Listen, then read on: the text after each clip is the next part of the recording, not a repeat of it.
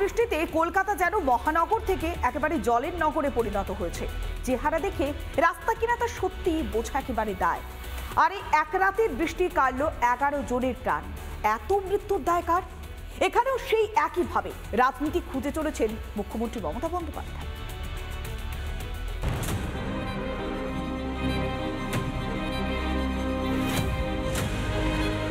উৎসবের মরশুমে অসুর বৃষ্টির রুদ্ররূপ দেখল কলকাতা।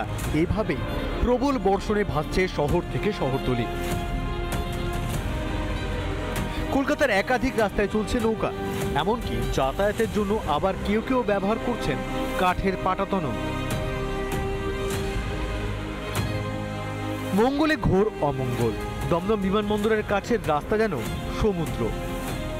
রাতভর টানা বৃষ্টি আর তার জেরেই জলমগ্ন শহর কলকাতা। দাঁড়িয়ে রয়েছি দমদম বিমানবন্দরের কাছে হলদিরামে।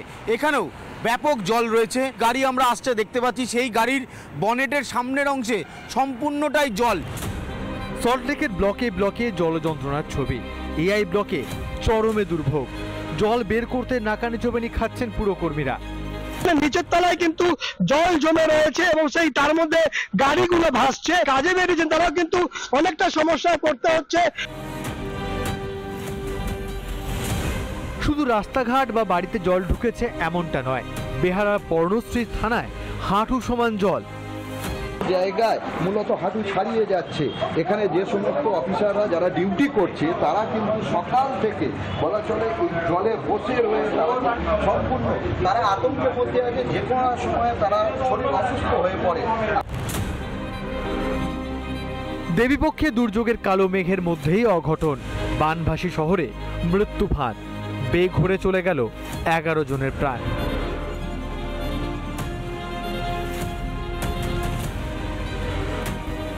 পুজোর আগে হরিদেবপুরেও কান্নার রোল। কারখানায় জেনারেলে হাত দিতেই প্রাণ গেল শ্রমিকের। বেহালার বুড়ো শিবতলায় বিদ্যুতের বলি বিহারের বাসিন্দা। পড়ে আছে, জলের ভেতরে জল ছিল, জলের মধ্যে পড়েছিল। তারপর থানায় ফোন করতে পুলিশ কি দেখতে পেল।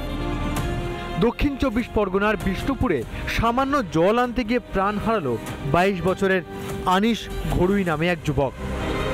আজকে দুপুরবেলা জল আনতে যেয়ে সুইচটা মারার সঙ্গে সঙ্গে নেগেটিভ পজিটিভ হয়ে গেছে। দিকে দিকে খোলা তারের একের পর এক মৃত্যু। শাসনে নর্দমা পরিষ্কার করতে নেমে বিদ্যুৎপৃষ্ট হয়ে মৃত্যু সাফাই কর্মীর। ড্রেনের পরিষ্কার করার কাজ করে, ভিসিডির কাজ করে। পরিষ্কার করতে গিয়েছিল এবং সেই জায়গায় জল জমেছিল। পরিষ্কার করতে গিয়ে প্রত্যেকে কাঁচা কঞ্চি ইলেকট্রিক শর্ট খেয়েছে, শর্ট খেয়ে মারা গেছে। একদিকে যখন কলকাতা, উত্তর 24 পরগনা, দক্ষিণ 24 পরগনা খোলাতারের বলি এতগুলো প্রাণ, তখন এই নিয়ে সিএসসির ঘাড়েই দোষ চাপাতে ব্যস্ত মুখ্যমন্ত্রী মমতা বন্দ্যোপাধ্যায়। আমি সকালবেলায় সঞ্জীব গোয়েঙ্কার সাথেও কথা বলেছি এবং তাদেরও বলেছি যে আপনাদের যেখানে যেখানে যা তার পড়ে আছে এটা আমরা দেখি না, এটা রাজ্য সরকারের হাতে নয়। সেই বিদ্যুতের তারগুলো ঠিকমতো যত্ন করুন। বিশেষ করে সিএসসি দপ্তর তাদের দায়িত্ব অস্বীকার করতে পারে না।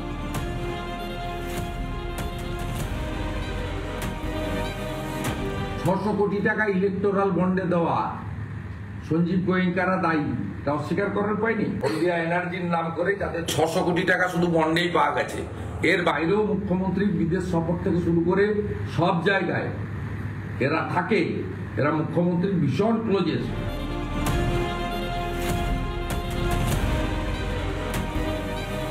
ঘাটাল হলে ডিবিসি আর কলকাতায় কিছু একটা হলে প্রকৃতি, তা ম্যানমেড বন্যা মানেটা কি? তখন ম্যানমেড ছিল, এখন কি এটা ওম্যানমেড? আমি বুঝতে পারছি না। উৎসব মুখর কলকাতায় যখন হাহাকার, তখন কালীঘাটে বসে পুজোর উদ্বোধন করতে ব্যস্ত মুখ্যমন্ত্রী। শুধু সিএসসির দিকে অভিযোগের আঙ্গুল তুললেই 7 খুন মাফ। নিজের প্রশাসন, নিজের কাছের ফিরাতকে কি কিছুই বলবেন না? এতভাবে আরো কতবার পার পাবেন মমতা? রিপাবলিক বাংলা। নানা ধরনের কন্টেন্ট দেখার জন্য লাইক করুন, শেয়ার করুন আমাদের ফেসবুক পেজ, সাবস্ক্রাইব করুন আমাদের ইউটিউব চ্যানেল। পাশাপাশি অন্যান্য ব্রেকিং নিউজের জন্য অবশ্যই চোখ রাখুন রিপাবলিক বাংলায়।